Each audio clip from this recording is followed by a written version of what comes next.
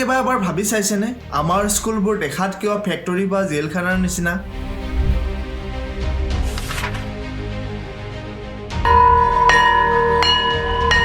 ঘণ্টা বাজে আমি বহোঁ, ঘণ্টা বাজে আমি ৰৈ যাওঁ, ঘণ্টা বাজে আমি টিফিন খাওঁ। এই চিষ্টেমবোৰ আপোনাৰ বা মোৰ কাৰণে বনোৱা হোৱা নাছিল। এই চিষ্টেমটো বনোৱা হৈছিল কেৱল মাত্ৰ ব্ৰিটিছৰ ইষ্ট ইণ্ডিয়া কোম্পানীৰ লাভৰ কাৰণে। আৰু সেইবাবে আপুনি যিমানেই পঢ়া শুনা নকৰক কিয় এই চিষ্টেমে আপোনাক কেতিয়াও ধনী হ'বলৈ নিদিয়ে। Change the perception of reality to such an extent that despite of the abundance of information, no one is able to come to sensible conclusions. And so when my first son was born, I had a call from an uncle and he said to me, "Hey, congratulations, I was still at the hospital." And as a joke, he said, "Well, now you need to start thinking about schools." And so when my son was born, and I heard that question from my uncle, I thought, I don't care what I have to do, if I have to move somewhere or start something or whatever it may be, I am not going to put my children into a system that doesn't understand the gifts and abilities I have just because they don't fit on the conveyor belt.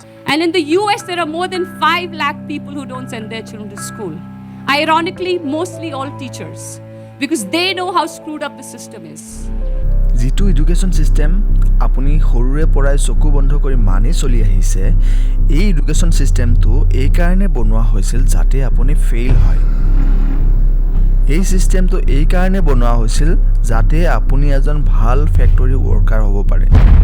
আপুনি হয়তো বৰ্তমান কোনো এখন কলেজত পঢ়ি আছে, টাইমত assignment কৰি আছে, 90% এটেণ্ডেঞ্চো মেইনটেইন কৰিবৰ চেষ্টা কৰিছে, পঢ়িব মন নগ'লেও পঢ়িবৰ কাৰণে চেষ্টা কৰিছে আৰু সকলো ৰুল ৰেগুলেশ্যন মানি চলিছে।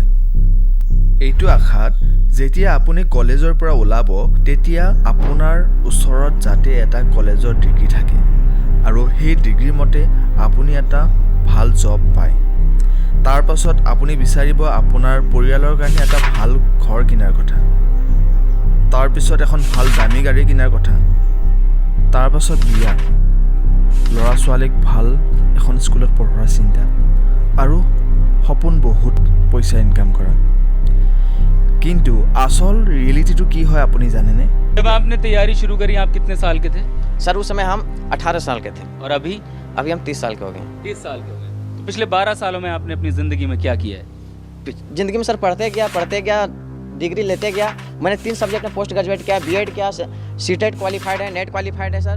আপুনি 15 বছৰ কষ্ট কৰি পঢ়াৰ পিছত ফাইনেলি এটা গ্ৰেজুৱেশ্যন ডিগ্ৰী পালে, কিন্তু আপুনি চাকৰি এটা বিচাৰি নাপায়। বহুত ইণ্টাৰভিউ দিয়াৰ পিছতো আপুনি চাকৰি এটা বিচাৰি নাপায়। কিবা নহয় কিবা কাৰণত আপোনাক ৰিজেক্ট কৰে। লাহে লাহে মানুহে আপোনাক হাঁহিবলৈ ধৰে।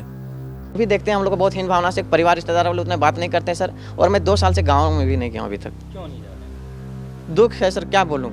मैं अपने दुख और पीड़ा को किसी पर सामना नहीं कर सकता हूँ सर। बहुत संघर्ष से पढ़ा हूँ, ट्यूशन पढ़ा के मैं 2012 से ट्यूशन पढ़ा के अभी तक मैं पढ़ाई किया हूँ और मैं कुछ भी हासिल नहीं कर पाया। আপুনি লাহে লাহে মানুহৰ পৰা আঁতৰি আহে, নিজকে কোঠাৰ ভিতৰত বন্ধ কৰি কান্দি কান্দি ভগৱানৰ ওচৰত এটাই প্ৰাৰ্থনা কৰে, হে ভগৱান মোক কিবাকে এটা চাকৰি দিয়া।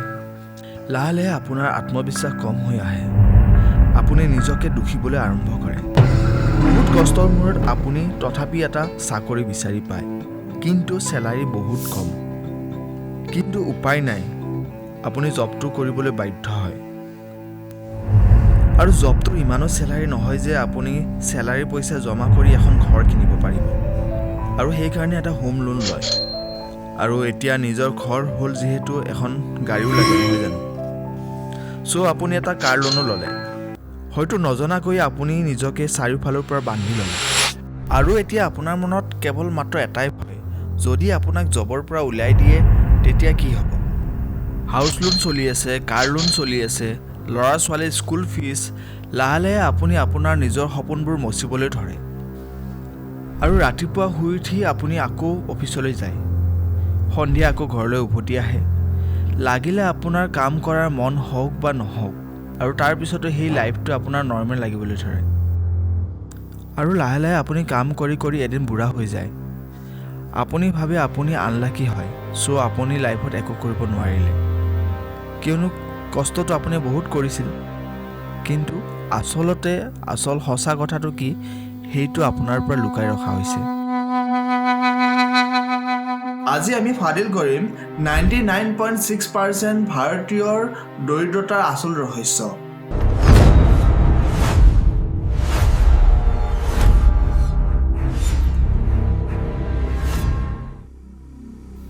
চন 1835 ভাৰতবৰ্ষ তেতিয়া ইংৰাজৰ অধীনত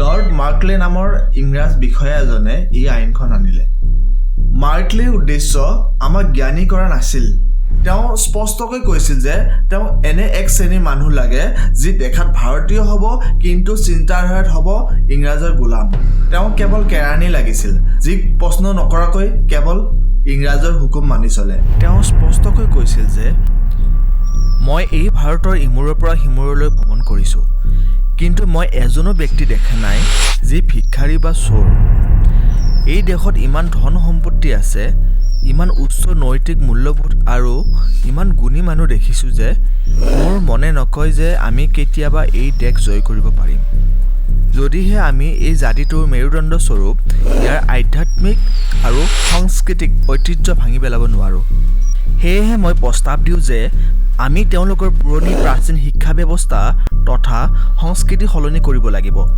যদি ভাৰতীয়সকলে ভাবিবলৈ লয় সকলো বিদেশী আৰু ইংৰাজী বস্তু তেওঁলোকৰ নিজৰ বস্তুতকৈ শ্ৰেষ্ঠ তেন্তে তেওঁলোকে নিজৰ আত্মসন্মান আৰু থলুৱা সংস্কৃতি হেৰুৱাব আৰু তেতিয়া তেওঁলোকে আমি বিচৰাৰ ধৰণেই এখন প্ৰকৃত পৰাধীন ৰাষ্ট্ৰত পৰিণত হ'ব আজি 200 বছৰ পাৰ হ'ল কিন্তু কি হ'ল ইংৰাজ গ'ল বাট আমি সেই মাকাউলেৰ সেম সিলেবাছকে পঢ়ি আছোঁ আমাৰ স্কুলবোৰে আমাক কেতিয়াও টকা কেনেকৈ বনাব লাগে কেতিয়াও নিশিকায় স্কুলত কেৱল শিকোৱা হয় চাকৰি কেনেকৈ বিচাৰিব লাগে চাকৰি এটাৰ পিছত কেনেকৈ দৌৰিব লাগে ৰিলায়েবিলিটি নহয় ক্ৰিয়েটিভিটি নহয় আমাক কেৱল শিকোৱা হয় কেৱল মাত্ৰ মুখস্থ কৰিবলৈ যোনে যিমান ভালকৈ মুখস্থ কৰিব যোনে যিমান ভালকৈ মনত ৰাখিব পাৰিব সি সবতকৈ বেছি ভাল গোলাম 99.6% মানুহে এই কাৰণে দৰিদ্ৰ হৈ থাকে কাৰণ তেওঁলোকে কেৱল মাত্ৰ টকাৰ কাৰণে কাম কৰে কিন্তু ধনী মানুহে